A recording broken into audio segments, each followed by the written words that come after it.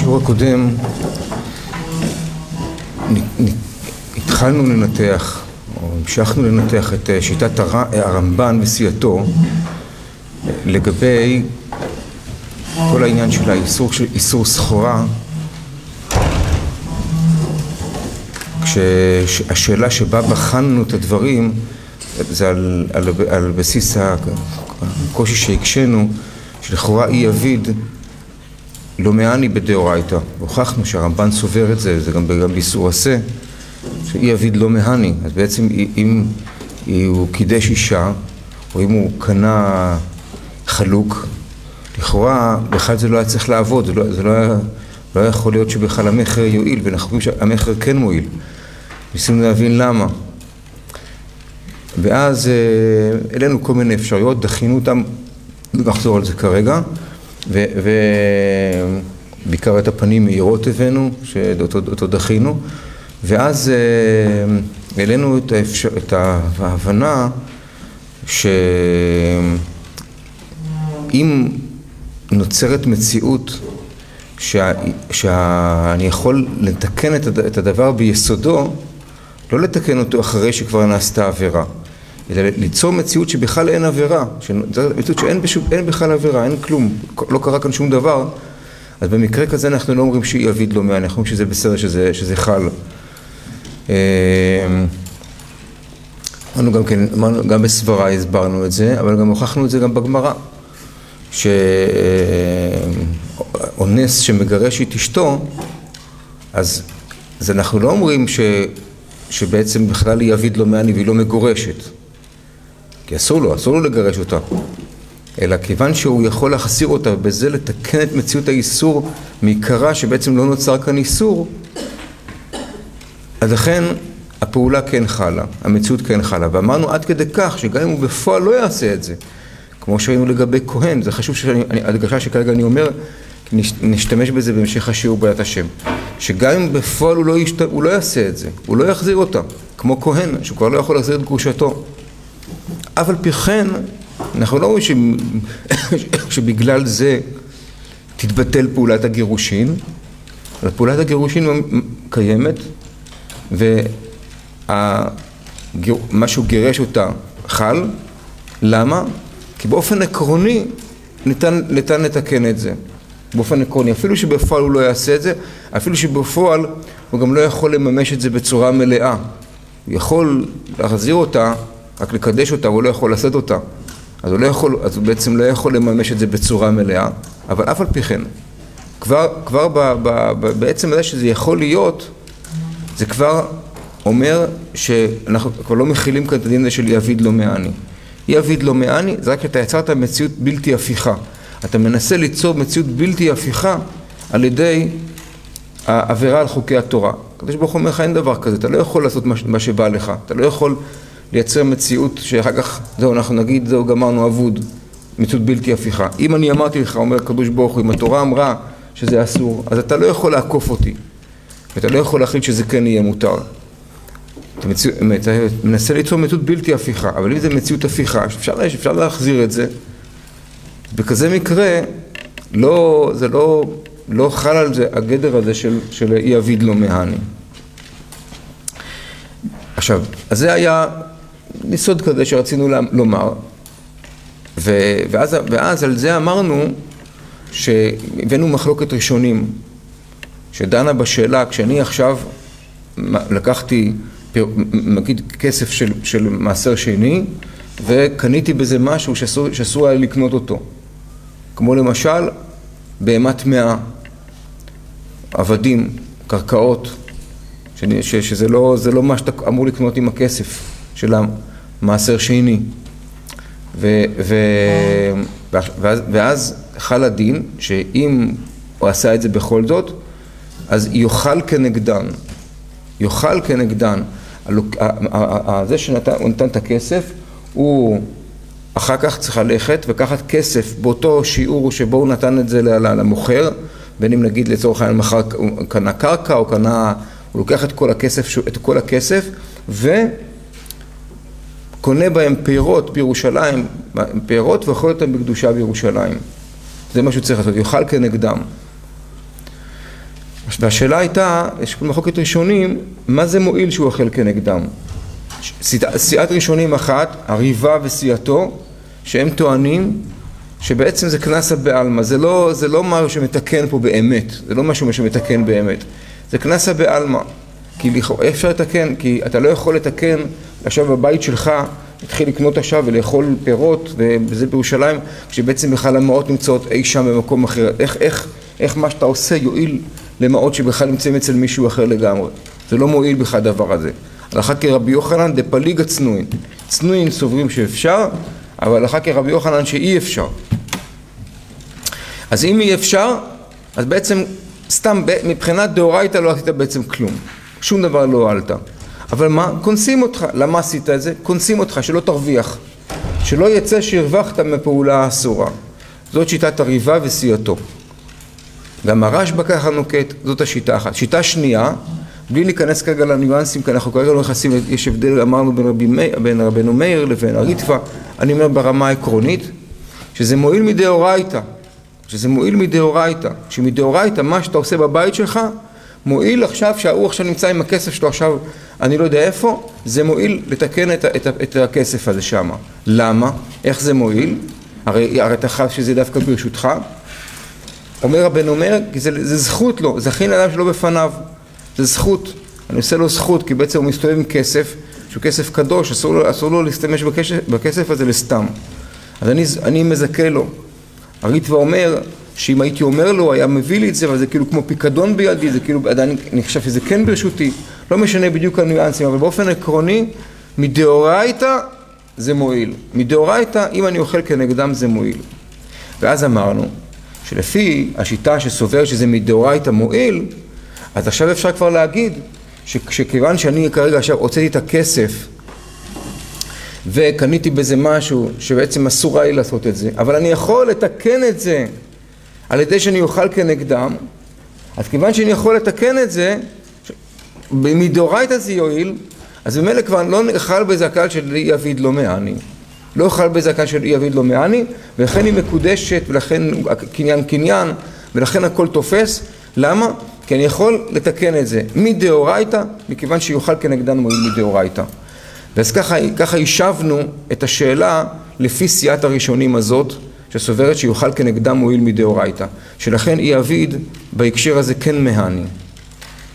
ואמרנו שאם ככה זה גם בשביעית אותו דבר, למרות שיש פה בעצם איסור, אבל זה יחול, הקניין יחול, למה? כי אתה יכול לתקן את זה על הדין, הדין זה שיוכל כנגדן, שכבר מופיע במשנה, דין של יוכל כנגדן מופיע כבר במשנה, על עניינים של גם בהקשר של שביעית, לא רק בהקשר של מעשר שני, אלא גם בהקשר של שביעית. מה גם שהרמב"ם קושר את זה, הוא יוכל כנגדן כדרך שעושה במעשר שני, הוא תולה אחד בשני. אז ככה תרצנו.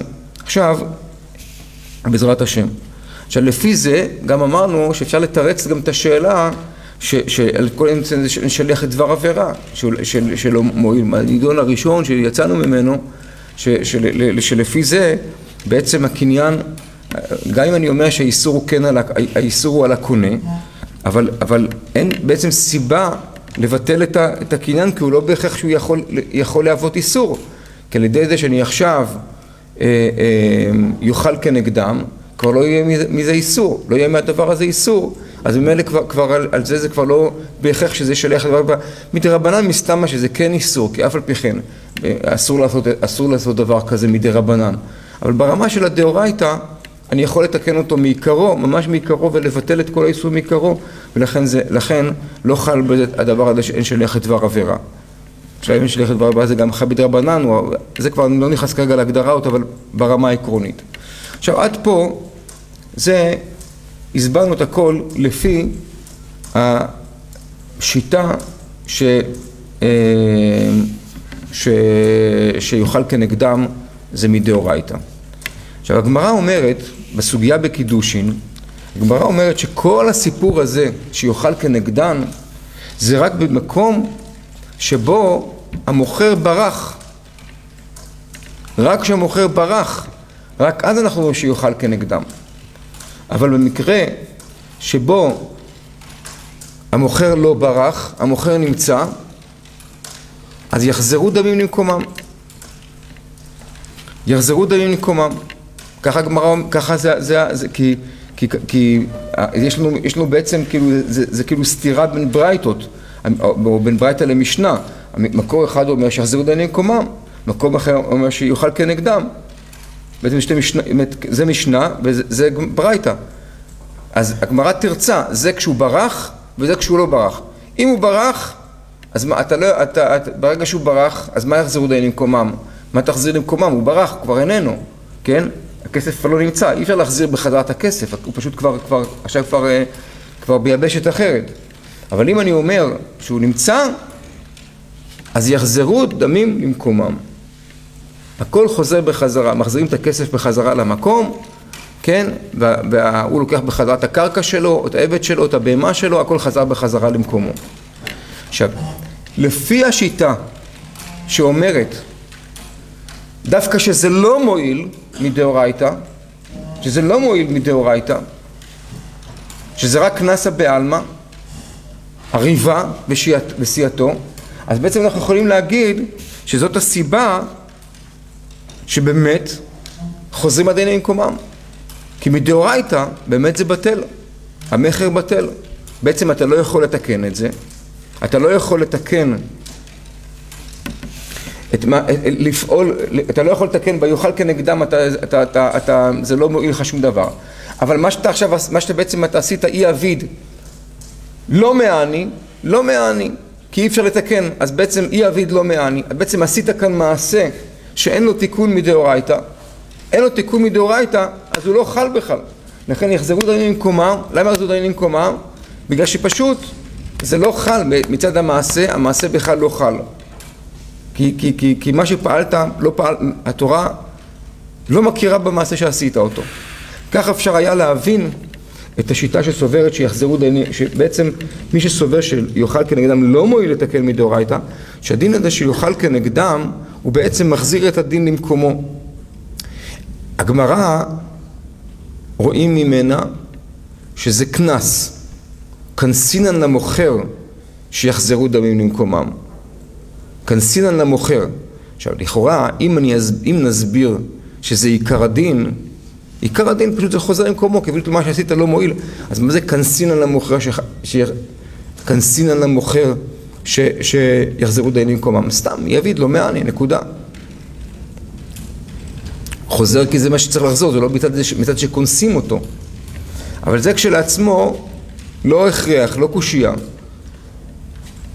כי אפשר להגיד שהיה אפשר לבוא אם הרי הוא לא ברח, הוא נמצא פה, לבוא ללוקח, להגיד לו בוא הנה, אתה עשית עבירה, עשית דבר לא בסדר, מאחרת עכשיו, קנית עכשיו בכסף שלך בהמת 100, מה עשית פה? לא קונים דבר כזה עם כסף של מעשר שני. עכשיו אנחנו גוזרים עליך, ואתה עכשיו תיקח את הכסף הזה, את הכסף שלך, ואתה תאכל בירושלים, אתה תחלל את הכסף הזה, זה כבר במקומו, זה נמצא פה עכשיו, אתה יכול כבר לחלל, תחלל ותעלה אתה לירושלים, ותאכל אתה את הפירות בקדושה, כי אתה עשית את הדבר הזה. זה מה שיכולנו לעשות.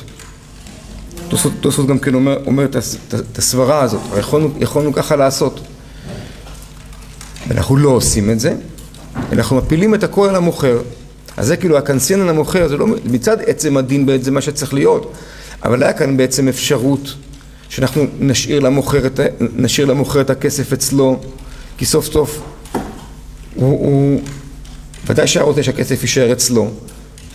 וזה שעשיתי פה מעשה של איסור, אנחנו נגזור עכשיו על הלוקח, כמו שאנחנו באמת גוזרים עליו, במקרה שהוא לא ברח, שהוא כן ברח, אנחנו נגזור עליו שהוא יעלה לירושלים, שלא יהיה איסור, תיקח את הכסף שלך תעלה לירושלים. בגלל שאנחנו לא עושים את זה, אנחנו בעצם כונסים את המוכר. אבל כך אפשר היה להגיד. ואז בעצם, אם היינו מסבירים את זה בצורה הזאת, אז באמת מה שעשה אינו עשוי. למה? כי הוא עבר על מצוות דאורייתא. ולמה היא מקודשת? אז למה היא מקודשת? כתוב שאנחנו יודעים שבדיעבד היא מקודשת, הרי לכאורה מה שעשה אינו עשוי. אז למה אישה מקודשת? זה אותו מקרה בעצם. הגמרא מסבירה למה. הגמרא אומרת, הגמרא נותנת בעצמה את התשובה. הגמרא אומרת, אחא באישה חברה עסקינן, אישה חברה שיודעת שהמעות צריכות, כן? אישה יודעת שהמעות האלה הן מעות מסר שני מתחללים, והיא יודעת, והיא לוקחת את המעות, והיא עצמה עולה לירושלים. זאת אומרת, אם האישה עצמה עולה לירושלים, ולוקחת את הכסף הזה, ובעצם מעלה אותו לירושלים, אז בזה בעצם כבר היא יכולה באמת לנהוג קדושת שביעית, והיא לא מוציאה את הקדושת שביעית בכלל, לוקחת את הכסף ובעצם מעלה אותו לירושלים. אז אם היא בעצמה עושה את זה, אם היא בעצמה מתקנת את העניין, המוכר בעצמו לוקח את הכסף ומתקן אותו, עושה איתו מה שצריך לעשות איתו, אז במקרה כזה באמת היא מקודשת, כי במקרה אין סיבה להחזיר אותו למקומם. אין סיבה להחזיר למקומם, כי הוא יכול בעצמו, הוא בעצמו מתקן את זה. ככה הגמרא אומרת מפורש לגבי מקודשת, לגבי במעשר שני. ונוכל להגיד לפי זה, שאותו דבר זה גם בקידושין, בשביעית. המשנה אומרת משנה אחרי משנה, זה משנה סמוכה אחת אחרי השנייה, כי גמרא זה כל הפרק, אבל איש מקדש כל המשניות שם, מדברות על כל מיני דברים, אדם מקדש בעורלה, מקדש בזה, מקדש בזה. אז הגמרא משווה, הגמרא כאילו מביאה בתחילה את שביעית אחרי את מעשר שני. באותם דינים, בדיוק. יכולנו גם להגיד שאותו דבר, גם כל הסוגת אומנה מדברת על מעשר שני. אבל בעצם זה נכון גם כן לגבי שביעית, שאם האישה עכשיו היא תנהג קדושת שביעית במעות, אז לכן גם היא תהיה מקודשת. כי אין סיבה, אין שום סיבה למציאות של, אין פה מציאות של איסור. כל המציאות של האיסור היא רק על ידי שאנחנו בעצם גורמים, שאנחנו קונים עכשיו משהו, והכסף הלך לו, ובעצם הוא הופקע ממצוות קידושין.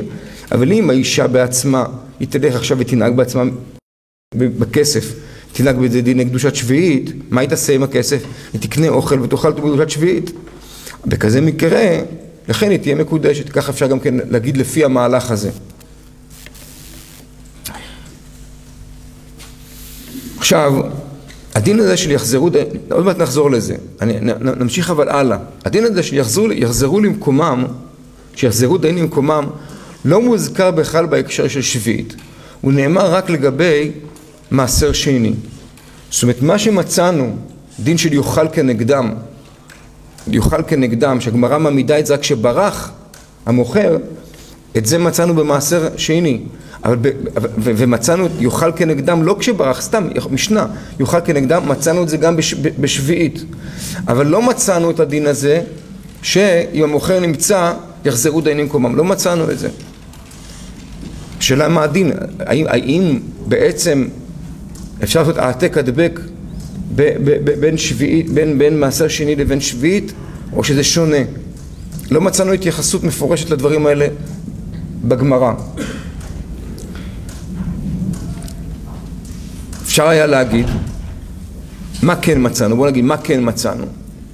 מה מצאנו שנוגע לעניין הזה של יחזרו דיינים למקומם בהקשר הזה של שביעית? השאלה אם זה חל פה או לא חל פה הדין שיחזרו דיינים למקומם. מה יקרה פה בשביעית? כי תראו, אם אנחנו מסבירים שבעצם זה צריך להתבטל מעיקר הדין, אז לכאורה אנחנו חייבים להגיד את זה גם בשביעית. אם אני אומר שבעצם אני יכול לתקן את זה ואני יכול לתקן את זה, אז לכן בעצם הקניין חל ויעביד מהני, אז אני לא צריך שיחזרו דיינים למקומם, מתקנים את זה והכל בסדר. אבל אם אני אומר שזה לא מועיל התיקון הזה, אז בעצם יעביד לכאורה לא מעני, יעביד לא מעני, צריך להחזיר דיינים למקומם. לא מצאנו את הדבר הזה מפורש בשביעית. זה לא כל כך קושייה. באחרונים, הרבה האחרונים מבינים, אני כרגע לא אסקור דיבר, אני רק אביא רק שניים מהם, שהם נוקטים בפשיטות, שהדבר הזה נוהג גם בשביעית. כי באמת גם הרמב"ם אמר, כמו שהזכרתי, יוכל כנגדם כדרך שעושה במעשר שני. שכדאי שעושה במעשר שני, אם הרמב"ם בא להגיד את זה, אז מבינים שאותם דינים פשוט לא מכניסים פה חייב את כל הסוגיה, לא חוזרים בחזרה, מפרשים, תבין, כמו שאמרנו לך שמה, שיוכל כנגדם, אבל הסברנו לך שזה היה כאשר ברח, אבל אם לא ברח בחייב דיינים למקומם, אותו דבר גם כן לגבי שביעית. לא מצאנו את זה אבל מפורש, לא רק כתוב לנו את זה במפורש בגמרא או במקורות התנאים או האמוראים. מה אבל כן מצאנו? מצאנו תוספות משווים במפורש את הדין של חילול לדין של קנייה. זאת אומרת, במעשר שני אנחנו מחללים, לוקחים את הכסף ומחללים אותו על משהו וכן הפוך. בשביעית אין באופן, זאת אומרת, זה לא מקרה רגיל שאנחנו מחללים. תוספות אבל אומרים שגם מה שיש בקנייה, קנייה שאתה קונה פירות בשביעית, זה בעצם כמו הדין הזה של החילול. והם אומרים שכיוון שבמשנה נאמר, בברייתא נאמר, שלפי חכמים אין מתחללים על בהמה גזרה שמא יגדל עדרים עדרים. זה נאמר כן לגבי שביעית. נאמר לגבי שביעית, ששביעית לא יכולה להתחלל על בהמות. כן? אתה לא יכול לחלל. למה? כי עכשיו תחלל עכשיו על בהמה, תתחיל לגדל, יש עכשיו עדר שלם של שביעית, מה תעשה איתו? אז אנחנו מפחדים מזה, ולכן אמרו חכמים ששביעית אינה מתחללת על בהמה, שמא יגדל ממנה עדרים עדרים. והם מבינים שמילים אין מתחללים, זה גם בדיעבד. אין מתחלל, זה אומר, זה לא רק שאתה אסור לך לחלל, אין מתחלל. זה כאילו לא, אין מציאות כזאת, זה לא מתחלל, זה לא יקרה בכלל. ככה הם מבינים שזה אפילו בדיעבד. אז יוצא בהכרח, אם זה לא מתחלל, זאת אומרת שאם עשית את זה, אם עברת ועשית את זה, זה פשוט אדמים חוזרים למקומם. אם זה לא מתחלל, לקחת עכשיו כסף, חיללת את זה עכשיו כרגע על בהמה, אין מתחללים, זאת אומרת זה לא מתחלל, אז מה כן קורה? אז הכסף נשאר במקומו. אדמים חוזרים למקומם, זה בעצם מה שיקרה. אז אנחנו מוצאים כבר בתוספות שכן ממשיכים את החשבון הלאה, ואומרים שאם אתה קונה בהמות, אז אתה מגדל בזה פה, בגלל הגזרה שמא יגדל עדרים עדרים, אז זה לא מתחלל ומילא הכסף כאילו נשאר במקומו. זה כאילו לא קרה, כאילו לא עשית שום דבר. זאת אומרת שבעצם חוזרים דמים למקומם. ככה מצאנו מפורש בתוספות. אומר ערוך השולחן, אז אנחנו כבר מוצאים את הדבר הזה כבר באיזשהו מקרה. אומר ערוך השולחן העתיד, כן?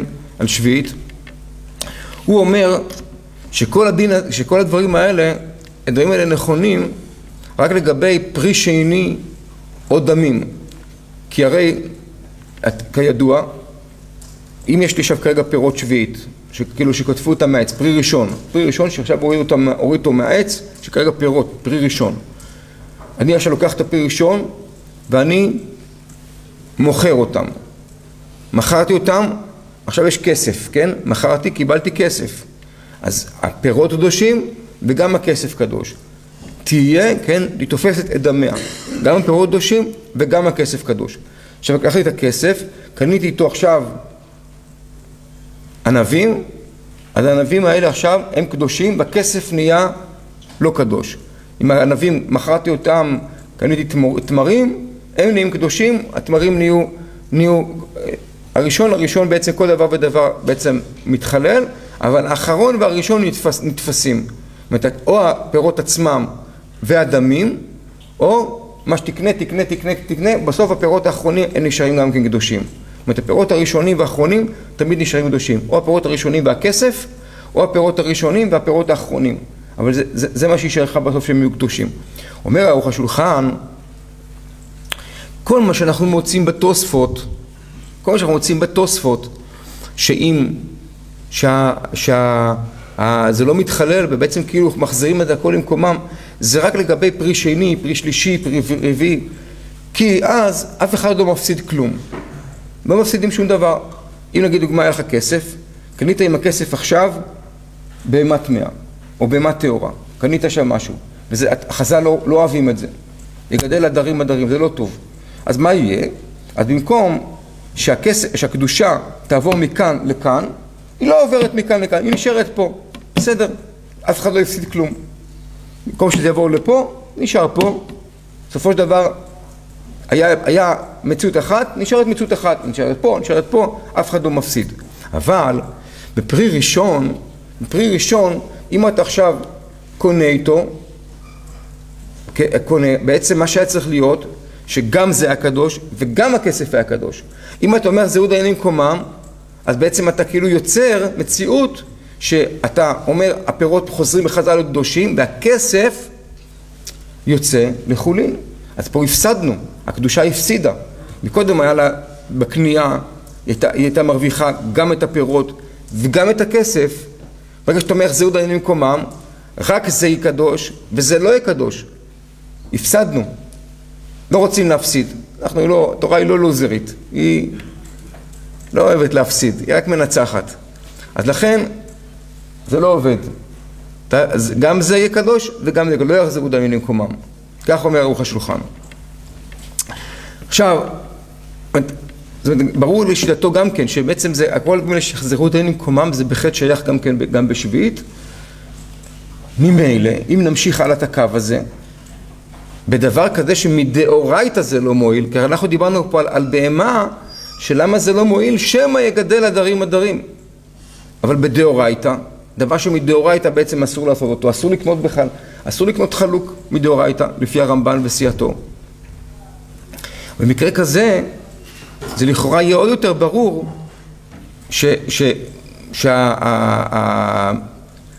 זאת אומרת, בעצם אתה כאילו עכשיו בא לקנות משהו, וברגע עכשיו נגיד לא על הראשון, אלא נגיד בפרי שני או בכסף או משהו כזה, לקחת כסף עכשיו שאתה קונה שם חלוק, אז הדבר הזה בוודאי ובוודאי שיחזרו דיינים למקומם, כי בכסף, כשלקחת כסף וקנית עכשיו איתו חלוק, אז פה לא הפסדנו שום דבר, אבל לא רק שלא הפסדנו, רק מצד זה שהגזרה וחז"ל לא באו להפסיד, זה כבר מדאורייתא, בוודאי שלא.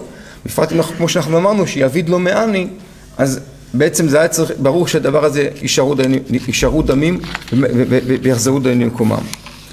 אז כל המהלך הזה, זה הכל מהלך שאם אנחנו באמת נוקטים, שמכיוון שאי אפשר לתקן את זה, כי יוכל כנגדם, זה לא מועיל מדאורייתא, אז אי אפשר לתקן את האיסור.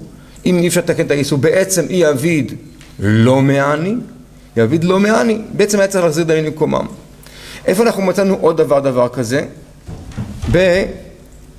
בנותן מעות לעם הארץ. זה מצאנו גם בשביעית. שאם אדם לוקח, אין מוסרים מעות דמי שביעית לעם הארץ, אני עכשיו לקחתי כסף. הייתי כרגע עכשיו לעם הארץ, הייתי לו עכשיו כסף, הוא כרגע עכשיו מחזיק כסף ביד של דמי שביעית. אז כתוב, אומרת הגמרא, יאמר, הרי מעות הללו יהיו מחוללים על פירות שיש לי בתוך ביתי, ובא ואוכלן בקדושת שביעית. אז רואים פה שאני בעצם עושה גם כן אותו דבר. אני נתתי כסף לעם הארץ, אז אני אומר עכשיו, הפירות שיש לי שם בבית, הם מחוללים, הפירות האלה שואבים את כל הקדושה, ובעצם מחללים את המעות של אותו עם הארץ. זה סוג כזה של יוכל כנגדם, ובעצם סוג כזה של יוכל כנגדם. אז תוספות בסוכה אומרים שריבה, לפי שיטת ריבה, שבאמת זה הכל כאן נעשה בעלמא, זה בעצם שום דבר, מדאורייתא פה לא עשית שום דבר. כן? כמו שאמרנו, מה אתה שלוקח מפירות שזה, מכאן, משם, אי אפשר להעביר קדושות בין יבשתיות, אין דבר כזה. אבל בבבא קמא תוספות אומרים שלא. תוספות אומרים, כדי שלא יהיה מציאות שעכשיו העם הארץ הזה יסתובב עם קדושה, עם דמי שביעית, ובעצם יחטא איתם, הפקינו רבנן, את הקדושה מיני, כן, הלשון של התוספות, הפקינו רבנן ברשות עם הארץ, כדי שלא יהיה מכשל, והוקמינו ברשות זה, שיכול לחלל דאפקר בית דין הפקר. תוספות מחדשים, חידוש, שאפקר בית דין הפקר. אתה נטע שואל אותי כאילו איך זה הופך טרנס-אטלנטי כזה, אני אסביר לך איך זה עובד. אומרים חכמים, אומרים, אנחנו עכשיו כרגע מפקירים זכותנו, יש לנו הפקר בית דין הפקר, אנחנו חולשים על כל העולם. כל העולם, בית דין יכולים, מצודתם פרוסה על כל העולם. לוקחים את הכסף שהוא נמצא בכלל, בני יודע איפה. אומרים לו, אנחנו שלוקחים, עושים לך החרמה בלי ששמת לב בכלל.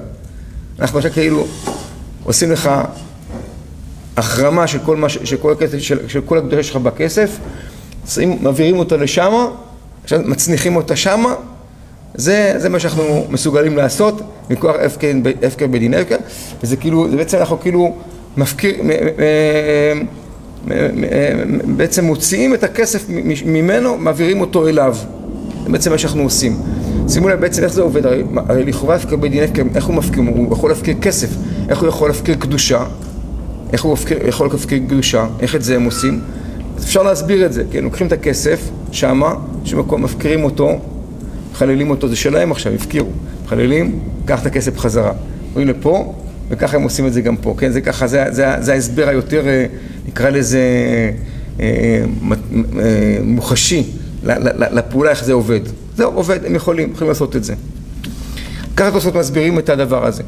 לפי ההבנה הזאת, היה אפשר גם להגיד שבעצם לא יחזרו דיינים למקומם בשביעית, בגלל שגם כן אפשר לעשות, במקום שיחזרו דיינים למקומם, הפקינו גם כן, אותו רעיון, הפקינו רבנן לקדושה, ומעמידים אותו ברשות הלוקח, והוא בעצם זה שצריך לעשות את הדבר הזה.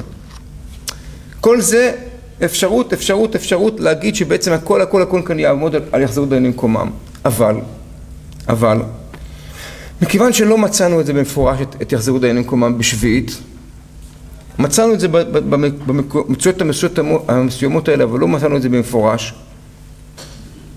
נראה לעניות דעתי שצריך להבין כאן את כל העניין אחרת, וגם את כל מה שכרגע אמרנו, ואז זה פותח לנו כאן פתח להבין את הדברים בצורה שונה, גם לגבי דין של איסור סחורה, ולזה נפקא מינה גם גדולה לדינה, לפחות לפי הרמב"ן וסייעתו. נחזור בחזרה לסברה שאמרנו אותה, לסברה העיקרית שאמרנו אותה. ואני מזכיר לכם מה שגם אמרתי לגבי כהן, אני רוצה להזכיר לכם דווקא מה שאמרתי לגבי כהן. מה ראינו לגבי כהן? ראינו לגבי כהן שגירש את אנוסתו, כהן שגירש את אנוסתו. עצם העובדה, זה נכון אגב גם לגבי ישראל שלא יחזיר, עצם העובדה שאני יכול לתקן, עצם העובדה שאני יכול לתקן, זה כבר אומר שאני כבר לא חל בזה הדין שלי יעביד לא מעני. עצם העובדה שאפשר לתקן. עכשיו, אם אני רואה שזה לא תלוי בפועל שתיקנתי, לא שבגלל שבפועל תיקנתי, אלא רק שאני יכול לתקן, רק בגלל שאני יכול לתקן, בגלל זה בעצם זה מועיל, אז ממילא אני טוען בסברה, מה זה משנה כבר אם זה אני או מישהו אחר? כבר לא משנה. מה זה משנה אם אני אתקן או שהחבר שלי יתקן? לכאורה זה לא משנה. גם אם אני עברתי איסור, והחבר שלי יכול לתקן את האיסור שלי, גם זה מספיק בשביל שכבר לא נגיד יעביד לא מעני. למה? כי אם זה תלוי בזה שאני בפועל אתקן, בפועל אני אתקן, אז יש הבדל, יש לי עניין לתקן, כי אני לא רוצה לעבור על איסור, אז אני אתקן, אני יכול לסמוך על זה שאני אתקן, אבל שהוא יתקן, כשהוא בעצם הוא לא עובר את האיסור, אז למה שהדבר הזה באמת יחשב שבאמת שנבנה על זה? אבל אם אני אומר שבעצם זה לא תלוי שבפועל תתקן, אלא עצם זה שניתן לתקן את האיסור, זה כבר אומר שכבר לא חל בזה הקהל שלי יעביד לא מעני, אז מלך, מה זה משנה אם אני אתקן, הוא יתקן, העיקר שהמציאות יכולה להיות מתוקנת. ממילא אני רוצה לטעון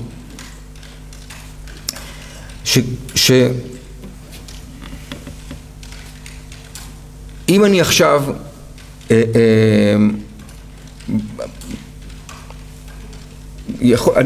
אני עכשיו הבן אדם אני נגיד עכשיו נתתי למוכר כסף, כסף של מעשר שני, וקניתי עכשיו צורך העניין נגיד בהמת 100, ועכשיו המוכר מסתובב עם כסף. אם המוכר ירצה עכשיו לקחת את הכסף הזה ולעלות אותו לירושלים, הוא יתקן את האיסור, נכון? יתקן את האיסור. איפה מצאנו את זה מפורש בגמרא? להדיא בגמרא. באישה. אישה שאני קידשתי אותה, היא עכשיו לקחת את הכסף, עולה לירושלים, היא יכולה לעלות לירושלים, מתקנת בזה את האיסור, לכן באישה חברה היא מקודשת. אז כיוון שהשני יכול, המוכר יכול לעלות את זה לירושלים, לעלות את זה בעצמו לירושלים, גם אם הוא לא יעלה את זה לירושלים, אנחנו בכל אופן לא נגיד שיעביד אלוה מעני. ולכן אני רוצה לטעון שגם לפי שיטת הסוברים ריבה וסיעתו, ואגב, למה זה כל כך חשוב לי לתרץ את ריבה וסיעתו? נגיד שהרמב"ן וסובר לא כמו ריבה וסיעתו. מאוד חשוב לי. בגלל הרשב"א הוא הבעיה, הרשב"א הוא מצד אחד סובר כמו הרמב"ן, מצד שני הוא סובר כמו ריבה. אז הרשב"א ממלכד אותי. הרשב"א בעצם מכריח אותי להגיד שאני חייב ליישב את הדברים גם לפי השיטה השנייה. אחרת יכולתי להגיד, בסדר, יש פה מחלוקת וזה. לא, אני חייב להסביר את זה גם לפי השיטה הזאת. אז איך עכשיו אני רוצה להסביר את זה לפי השיטה הזאת? אני אומר, כיוון שהדבר הזה ניתן לתיקון, כי המוכר יכול סוף סוף לעלות את זה לירושלים, כמו האישה החברה שיכולה לעלות לירושלים, אז ממילא כבר לא חל הדין הזה שיעביד לו מהעני, ולכן היא תהיה מקודשת, ולכן כל המכר יחול, ולכן אם הוא קנה את החלוק, לא יחזרו דמים למקומם, כי המכר חל, למה? כי המוכר יכול לקחת את הכסף ולא איתו לירושלים. ובשביעית אותו דבר אני רוצה לומר, גם בשביעית יהיה אותו דבר, בדיוק אותו דבר, שגם בשביעית לא נאמר שהיא לא מקודשת ולא נאמר שהמכר לא יאכל. למה? כי סוף סוף אפשר לתקן את זה. אפשר לתקן את זה, אני אמנם לא אני, אבל זה שקיבל את הכסף יכול לתקן את זה. ולכן מקודשת, ולכן הקניין חל, ולכן לא מצאנו את הדין הזה של יחזרו דיינים במקומם. למה מצאנו אותו בכל אופן במעשר שני? במעשר שני, אם אישה כרגע אתה מוכר, מה אתה מעדיף? לקחת את הבהמה הזאת, לקחת עכשיו בעצם את הכסף הזה, יש עכשיו כסף, לא תתו לירושלים, אז הוא מעדיף שלא, יכול להעדיף שלא, לא תזה ירושלים, זה טרחה יתרה בשבילו.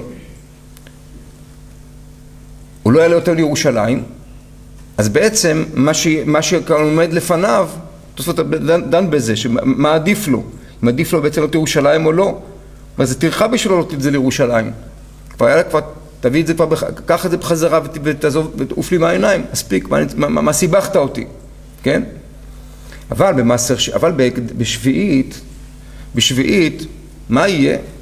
קח את הכסף, תנהג בו בקדושת שביעית, לא נורא, לא כזה אסון, לא משהו מאוד מאוד בעייתי, תאכל פירות, תאכל זה, תהנה מהחיים, בסוף תזרק קצת בפח שמיטה, תעשה את כל הזה, לא כזה נורא לאכול משהו בקדושת שביעית, עובדה, אנחנו מסתדרים, חיים זה נורמלי, הכל טוב, גם מעשה שני זה טוב, זה סופר טוב, אבל מתכוון להגיד, זה לא משהו מטריח טרחה יותר, לכן מראש בעצם כל העניין הזה הוא לא עומד, זה לא, אני יכול לחשוב, כשיש לו פה את האלטרנטיבה לבטל את המקח או לבטל את המקח, מבחינתו, אז הוא נהג בזה קדושת שביעית, לא אסון. ולכן נראה שברמה העקרונית המכר חל גם לפי שיטת ריבה וסיעתו והרשב"א, וגם לפי שיטת אלה כל הסוגים שיוכל כנגדם ויכול לתקן. למה? בגלל שזה ניתן לתיקון. כל עוד זה ניתן לתיקון, אין כאן איסור בהכרח, ולכן ממילא המכר חל. כך נראה לעניות דעתי שזה הסיבה, ולכן אנחנו גם לא מוצאים את הסיפור הזה של יחזרו דיינים במקומם. למה?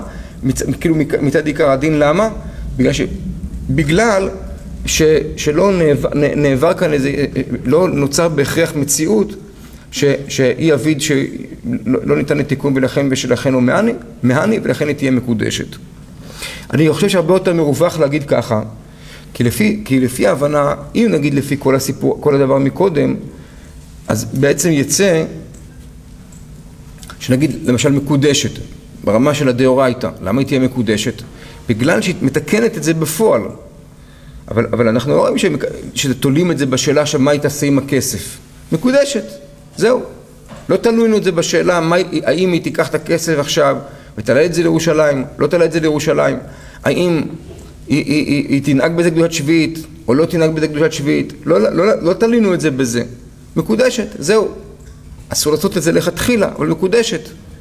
אם נאמר שהדבר הזה תלוי בתיקון, דווקא, ואם זה לא מתוקן, אז ממילא היא לא מקודשת, אז יצא שכל הדין הזה תלוי. מקודשת, לא מקודשת, אני לא יודע. ספק. הגמרא הייתה צריכה להגיד את זה, המשנה הייתה צריכה לתלות את זה, לא להגיד סתם מקודשת וזהו. תלוי מה יהיה. לפי מה שאנחנו אומרים עכשיו, זה באמת לא תלוי בשום דבר. כי גם אם היא לא תתקן, בין אם היא תתקן, בין אם היא לא תתקן, כיוון שאפשר לתקן, אז כבר לא חל בזה הדין של יביד לא מעני, ולכן בכל מקרה היא מקודשת. ולכן סתמה המשנה, סתמו הראשונים, שמקודשת, ולא תלוי את זה ביכולת התיקון. זה מה שבעצם מתחדש גם לפי השיטה האחרת. לפי השיטה הראשונה, מה שיוכל כנגדם, זה כבר גם תלוי בו. אבל לפי השיטה הזאת, אנחנו בעצם כבר לא צריכים להגיד את זה. עצם הדבר הזה שניתן לתיקון, זה כבר אומר שהקניין חל, והיא מקודשת, והקניין חל. עכשיו, לפי זה בעצם מה יוצא? שכל הקיום של איסור סחורה מדאורייתא, מתי זה קורה? מה המציאות שלפי הרמב"ן, מתי זה איסור סחורה מדאורייתא? ואני בעצם פה אנחנו היום משתדל לסגור את הנושא הזה שלפי הרמב"ן. ואגב, אני רוצה להגיד לכם שבגלל שמאוד שהתעמקנו בסוגיה, אז נראה לי אותי שהפעם אנחנו גם נוכל גם כן להכריע בה, לא רק מצד עניינים ספקות וכל דבר וזה, אלא גם נוכל להכריע בה גם כן לגופו של עניין, בתוך מחלוקת הראשונים, מה שאני לא תמיד עושה, או שהוא נגיד שבדרך כלל אני לא עושה, אבל פעם אנחנו כן בעזרת השם נעשה את זה, אבל זה לא יהיה בשיעור הזה.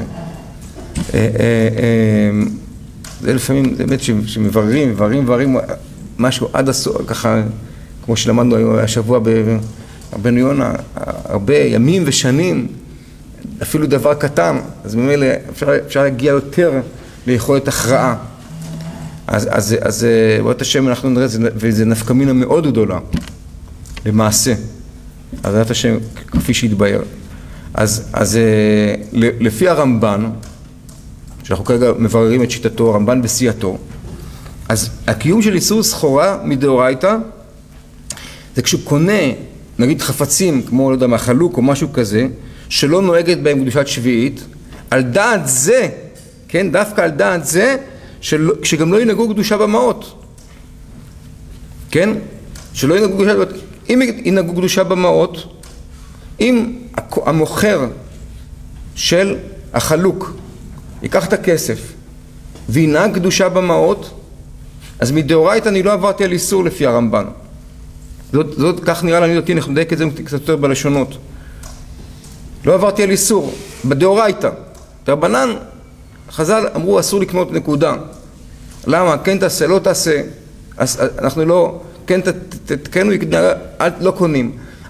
אבל ברמה של הדאורייתא לא עברתי על איסור, כי הכסף הזה עכשיו בעצם, כמו שאמרנו, הוא לא פרח לו, הקדושה לא פרחה מהכסף, זה השיעור הקודם שהוכחנו, הקדושה נשארת כל הזמן, היא לא פורחת באוויר, היא נשארת, ועכשיו בא המוכר, לוקח את הקדושה שיש לו, וקונה פירות, אוכל את הקדושה שביעית, הכל יצא בסדר ברמה של הדאורייתא.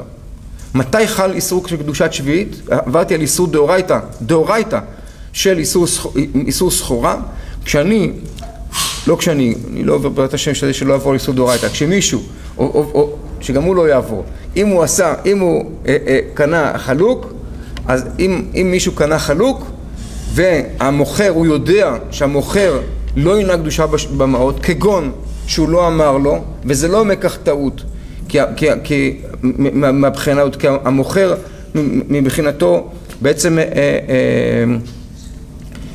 סתם, זה גם הוא מבחינתו לא, אני לא אכנס כאן עכשיו למה, הוא לא עובר, זה לא, אין כאן מקח טעות, יש לו כרגע להסביר למה יש פה, צריך יותר להרחיב, אבל הוא לא אומר את זה למוכר, כן, שזה קדושת שביעית, או שהוא אומר אבל הוא יודע שלא ינהגו בזה קדושת שביעית, הוא יודע שלא ינהגו בזה קדושת שביעית. מישהו שיודע שהוא לא, או נגיד עם הארץ שכן חשוד על השביעית, שלא ינהגו, אז בכזה מקרה עוברים על איסור דאורייתא, של איסור סחורה. איפה זה שכיח יותר? כשהוא מוכר פירות בכמות גדולה, כשברור שכל הכסף שהוא יקבל תמורת מה שהוא עכשיו מוכר, בעצם הוא לא ישמש שרק יאכל פירות, הוא בסוף יתפוצץ מרוב פירות שהוא רק יאכל, הוא לא יאכל פירות, הוא גם יקנה כל מיני דברים אחרים והוא לא ינהג בזה קדושת שביעית. אז במקרים כאלה עוברים על איסור דאורייתא. וכל המוכרים האלה שמוכרים את חפצי החולין האלה, לא יודע, חלוקים וכל מיני מחזיקים כרגע כסף שלא ינהגו בזה קדושת שביעית, גם יבוא, אז אני עובר ליסודות. וזה לא איסור לפני עיוור, חשוב להדגיש פה. זה לא מצד לפני עיוור, זה לא שתורה אסרה את זה מצד לפני עיוור, זה בכלל לא קשור. לפני עיוור, כל האיסור שלו, זה שהבן אדם גורם, אתה גורם למישהו שעובר עבירה. פה זה בוודאי שאתה עובר פה לפני, אבל זה לא העניין. יש פה איסור עצמי, שבפועל יצרת מציאות שמאות הקדושה, הפירות הקדושים שניתנו לאוכלה, לא מתממשים להיות לאוכלה. הם הופכים להיות משהו אחר. וזה מה שהתורה, זאת המציאות שיצרת. מצא שהכשלת אותו בעבירה, שוגג, אנוס, מזיד, זה פשיטה. על זה לא מדברים פה, זה לא איסור דאורייתא, על זה לא צריכים לחדש איסור סחורה מדאורייתא. מה איסור סחורה מדאורייתא? שיצרת מציאות שהפירות או המעות יצאו בעצם ולא ינהגו בהם קדושת שביעית. זה מה שיוצא לפי הרמב"ן. ולפי זה רבותיי, מה שיוצא, שאין הבדל בכלל בין הקונה למוכר. אין הבדל בין הקונה למוכר לפי זה. זה החידוש הגדול פה, לפי הרמב"ן. שגם הקונה עובר את האיסור ואדרבה. עוד מעט נראה, בעזרת השם בסמוך, בעזרת השם שזה עיקר מה שזה נאמר, על קונה ולא על המוכר, באיסור סחורה. כי בעצם הקונה, ברגע שהוא קנה עכשיו חלוק, הקונה קנה חלוק, בזה עצמו הוא עובר על איסור סחורה. הוא קנה, הוא לא מכר, הוא קנה, והקונה עובר איסור סחורה. והעובדה הזאת שהראשונים משייכים את האיסור של הקניית החלוק, שזה עיקר איסור סחורה, אני בשיעור הבא אני גם נוכיח את זה יותר בברירות, שזה עיקר איסור סחורה, אבל אני רק מזכיר לכם את זה, אתם כבר אמורים לדעת את זה. ממש בשיעור הראשון אולי של אלול, אז אמרנו, הוכחנו מדברי הרמב"ן, שהרמב"ן בהשגות שלו על ספר המצוות, כל עד איש איסור סחורה, הוא לוקח את זה מהדבר הזה, שם האיסור דאורייתא שלו, הוא מביא את הגמרא הזאת שלנו, של עבודה זרה, של אוכלה ולא לסחורה, והוא מסביר שזה האיסור שאין לוקחין, אז זאת אומרת, האיסור לא תלוי בכלל במוכר, גם אם את האיסור לא תלוי שאתה דווקא מוכר, הנה אתה קונה, וזה עיקר איסור סחורה, שקנית. עכשיו כל זה, רבותיי, כל זה נוגע רק לגבי עיקר איסור סחורה דאורייתא. אבל, ועוד מעט תכף, אני מקווה שנספיק נוכיח את זה גם כן בלשונות הראשונים, הרמב"ן והרשב"א והריטב"א ממש מעתיקים את אותם לשונות, כמו שעד השם נראה. אבל כל זה נכון לגבי עיקר דין איסור סחורה, שהוא חל על הקונה, וזה שוב אני מדגיש, לא מצד איסור של לפני עיוור, וזה נפקא מינה עצומה, כי אם זה לא מצד לפני עיוור, אז ממילא זה כבר לא קשור עכשיו לשאלה, הוא סומך על הרב שלו, הוא סומך על הפוסק שלו, זה כבר לא קשור כבר. אתה עכשיו ברגע שאתה עכשיו קונה בסופר משהו, אם זה עכשיו בחירה, אז הקונה עובר על איסור דאורייתא של סחורה. משביעית בזמן הזה זה רבנן, אבל זה קונה, זה כבר לא תלוי בשאלה אם יש כאן לפני עיוור או אין לפני עיוור. זה לא תלוי בזה, לפי כל מה שעכשיו כרגע יצא לנו. וכל זה אבל נכון לגבי עיקר מהות איסור סחורה. אבל לגבי הדין הזה, שכתוב שכשאדם מוכר, שלא ימכור במשקל, או במסורה, או במניין, כל הדברים האלה, אלא רק החסרה, רק בערך וכל וזה, זה באמת נכון שזה נאמר דווקא רק לגבי המוכר ולא לגבי הקונה. כל הלשונות שאנחנו ציטטנו בתחילת הסוגיה הזאת, שהמשנה אומרת אין מוכרים פירות שביעית, והתוספתא אומרת לא ימלא את החבית ומוכרה כמות שהוא, והרמב"ן שאומר אלא שאסרו למוכרן כדרך סחורה, וגם הרמב"ם שאומר כשמוכרים פירות סחורה שביעית אין מוכרים אותם לא במידה ולא משקל. זה מדובר לגבי פעולת המכירה, מעשה המכירה, שחז"ל אמרו שאסור לך למכור כדרך סחורה. אז הפעולה הזו שאתה עושה כדרך, זה באמת נאמר דווקא לגבי מוכר. ולמה? מה ההיגיון בזה? ההיגיון בזה שהמעשה, כשמדובר כאן על המעשה, אז המעשה מי עושה את הכל? מי מוכר, מי לוקח ושוקל, בודק ומונה וסופר וחותם? מי זה? חוץ מהקדוש ברוך הוא בראש שנה ביום הכיפורים? המוכר הוא זה ששוקל ומונה וזה וחותם ועושה, זה בעצם מי שעושה. הקונה הוא רק משלם ולוקח את הסחורה הביתה. כל האיסור הזה בעצם נאמר, כל מי שבעצם הוא זה שעכשיו אמור להיות, לבצע את פעולת המסחר, בפועל נוהג כדרך הסוחרים, זה המוכר, לא הקונה. לכן כשמדובר על האיסור דרבנן הזה, שכשמוכרים לא מוכרים בדרך כזאת כאלה בדרך כזאת, זה באמת דין שנאמר רק על המוכר ולא על הקונה, במהות. עכשיו יש לדון על צד לפני עיוור, זה עוד עניין, אבל במהות, בעצם הדבר, אבל כשמדובר על עיקר איסור סחורה, על עצם הדבר הזה, שעכשיו המעות יוצאות עכשיו לחולין, זה עובר גם הקונה וגם המוכר. הקונה לא פחות מהמוכר. ובאמת נראה, ככה נראה בלשון הרמב"ן.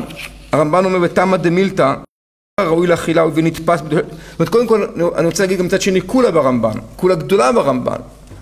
שלפי הרמב"ן, אם באמת סוחר שביעית, סוחר בפירות שביעית, אם הוא יקבל מעות, כן, משהו מחר, ועכשיו את כל הכסף שלו, הכל ישמש לו אצלו לקדושת שביעית. הוא יאכל וישתה, וגם ייתן מתנות לאחרים, זה מותר לו, כן, והוא הכל אוכל בקדושת פירות שביעית, הוא באמת לא יעבור על איסור. הוא לא יעבור על איסור דאורייתא.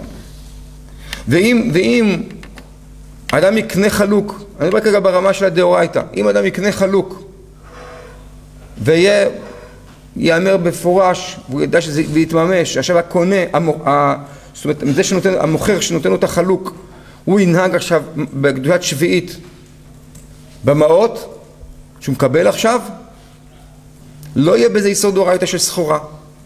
כי כיוון שכל העניין תלוי בנקודה הזאת שנוצרת מציאות, שאתה לוקח את הכסף, או את הדמים, או את הפירות, ואתה כאילו בעצם לא מגיע לשביעית, זה נקרא הנקודה של איסור סחורה, אז אם באמת זה לא יקרה, אז אין בזה איסור. אז יוצא מצד אחד, זה כולה, שכשמתממש דין קדושת שביעית כל הזמן, ולא קורה פה מצב שמשהו יוצא ונעלם, אין בזה איסור, לא על המוכר ולא על הקונה. מצד שני, כשיש כזאת מציאות, כשהוא לא ינהג קדושת שביעית, אז האיסור הזה חל גם על הקונה וגם על המוכר, לא פחות המוכר עובר גם הקונה. באמת ככה נראה מלשונות הרמב"ן. הרמב"ן אומר, בתמא דמילתא דדבר ראוי לאכילה, הואיל ונתפס בקדושת שביעית, ואפשר לנהוג בקדושת שביעית מותר. אבל דמים שאי אפשר לנהוג בקדושת שביעית כל חולוק, אסור, דמאפקא לקדושתה ולא קרין להם בו לאוכלה. אז מה הוא בעצם אומר כאן? כיוון שהוא מחליף את הפירות שביעית במאכלים אחרים, אז אפשר לנהוג בקדושת שביעית, אז זה מותר, כי אפשר לנהוג בקדושת שביעית. אבל אם אי אפשר לנהוג בקדושת שביעית, לא. הכל תלוי בשאלה מבחינתו, אם אפשר או אי אפשר, הוא בכלל לא נכנס לשאלה, בכלל זה לא מעניין אותו השאלה, הרבה, מעט וזה, הוא לא נכנס לזה. כל מה שבעצם, כל מה שמגדיר, לקדושת שביעית או לא, אם הוא מוכר הרבה, מסתמא דמילתא הוא לא יעשה את זה. הוא לא מוכר את כל הכסף הזה שבשביל לאכול קדושת שביעית. אבל סתם מצד תמא דמילתא, אבל לא מצד עיקר העניין, עיקר העניין, הכל תלוי בשביל תמא דמילתא, נתפס, לא נתפס. ינהג קדושת שביעית, לא ינהג קדושת שביעית. זה מה שמעניין את הרמב"ן. ובאמת, בכל הדברים שלו, וככה זה בדיוק אותו דבר גם ברשב"א וגם בריטב"א, תשימו לב איך הוא מביא את עיקר איסור סחורה. ולפי הרמב"ן, מה שהוא אומר שם בעבודה זרה, זה עיקר איסור סחורה. אנחנו נדבר על זה בשיעור הבא ואתה שנוכיח את זה. זה העיקר, זה המקור לאיסור סחורה לפי הרמב"ן. אז מה הוא כותב? רחמן אמר לאוכלה, כמו שרחמן אמר בפירות שביעית לאכילה ניתנו ולא דבר אחר, לפיכך אסור לקח לקח בפירות שביעית מן התורה כל דבר שאינו נאכל. כדתנן אין לוקחים עבדים וקרקעות בהמה וטמאה מדמי שביעית. אם לקח יאכל כנגדם, וכל שכן בפירות שביעית עצמם דאין לוקחים בהם עבדים ובקרקעות ועודין לחלוק וטלית וכל מה שלא לך. ואחרי תנן בתוספת עבד של שביעית הוא ביקש לקח בו חלוק ועולה על זה בזה. ואתה נתן לפירות שביעית אין לוקחים בהם פירות, אבל דבר ודאי לוקחים, הכל לוקחים. כשהוא בא לבאר את איסור סחורה, הוא בכלל לא מדבר על המוכר, רק מה לוקחים, לא לוקחים, כן לוקחים, לא לוקחים, כן לוקחים. הכל מדובר דווקא על המוכר, על הקונה, לא על המוכר. זה עיקר מה שהוא כותב, וזה העתקה שהתיגו אותו גם כן, סייעתו. זאת אומרת, עיקר איסור סחורה בעצם זה כאילו מין חידוש גדול אפילו לכאורה, כי זה מה שכתוב לכאורה. העיקר הזו זה דווקא על הקונה, על לקח, זה עיקר העניין. כי לפי הרמב"ן זה כל הקטע פה. כל העניין פה זה לא העניין שכל מה שלמדנו ברעש, שבזה, שאתה עושה פה, זה ביזוי לפירות, אתה עושה כאן מסביב, אתה עושה, זה לא העניין. הנקודה פה היא שאתה בעצם, לא אסור להפקיע פירות קדושת שביעית, אז בעיקר מי שקורא מדבר, זה בעצם בסופו של דבר הלוקח. ובכלל זה לא הנקודה, וכל זה לא מצד הנקודה בכלל שלפני עיוור, כן? מצד זה עיקר איסור סחורה. ואדרבה, במחירה של פירות שביעית, לא רק שקדושת שביעית לא נפסדת, אלא היא מרוויחה. למכור פירות שביעית, דווקא מרוויחים עוד יותר טוב. תמכור. למה? כי אם אתה מוכר, אז נוצר מצב שגם הפירות קדושה, וגם הכסף נהיה קדוש. אגודת השביעית הרוויחה, נוספה לה עוד, הכפילה את עצמה, חבר מביא חבר. לא רק שהיה הפירות עצמם, שגם הכסף. זאת אומרת, עצם פעולת המחירה, במהות שלה, כיוון שכל סובב סביב הציר הזה של הפקעת הקדושה או הגדלת הקדושה, לפי זה בעצם יוצא שהדבר הזה בעצם יהיה מותר. זה השיטה, אם מנתחים אותה עד הסוף, לעניות דעתי זה מה שיוצא ממנה, וזה באמת, זה חידוש מאוד גדול. מאוד גדול יוצא פה, לגבי המון היבטים, אם כך, לפי התפיסה הזאת שאנחנו מסבירים אותה, בעזרת השם יתברך, נראה לי, אני מאוד מאמין, מקווה, וכאילו קדוש ברוך הוא, שבאמת, שזה כאלה כוון אותנו לאמת, אבל אם זאת האמת בדבריו הקדושים של הרמב"ן וסייעתו, אז זה מה שיוצא פה מכל הגדלות של איסור סחורה. זאת אומרת, מה יוצא פה? יוצא ככה. קודם כל, האיסור הוא גם על הקונה ולא רק על המוכר, וזה החידוש שיוצא לנו מכוח כל מה שהלכנו לכתך אחריי במדבר, פרט לא זרוע, זה בסופו של דבר מה שיוצא לנו פה, שהאיסור גם על הקונה ולא רק על המוכר, ואנחנו אומרים אפילו בעיקר על הקונה.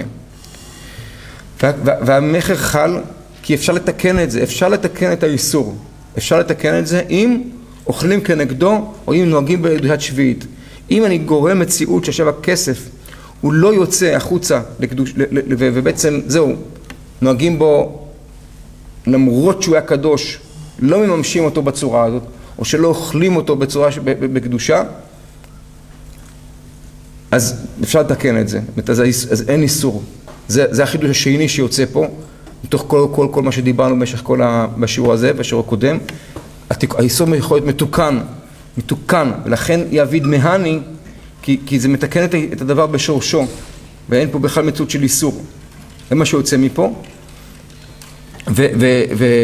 ובעצם מבחינה הזאת, מעצם זה שיש מחירה, זה יכול להיות אפילו לטובה מהבחינה הזאת, כי זה רק מגדיל את הקדושה ולא מקטין אותה. לעומת זאת, פעולת המחירה, כשמוכרים במשקל או במשורה או כל מה אלה, מי שעובר על האיסור הזה, זה רק המוכר ולא הקונה.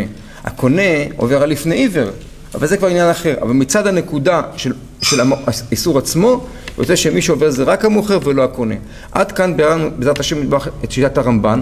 בשיעור הבא אנחנו נראה עכשיו איך כל הראשונים אחרים, מה הם אומרים לכל מה שעכשיו כרגע אמרנו, אבל לא בדמיונות, אלא אנחנו נעגן את זה בעזרת השם בדברים הקדושים בצורה ברורה, איך באמת הם מתייחסים לכל מה שעכשיו כרגע אמרנו,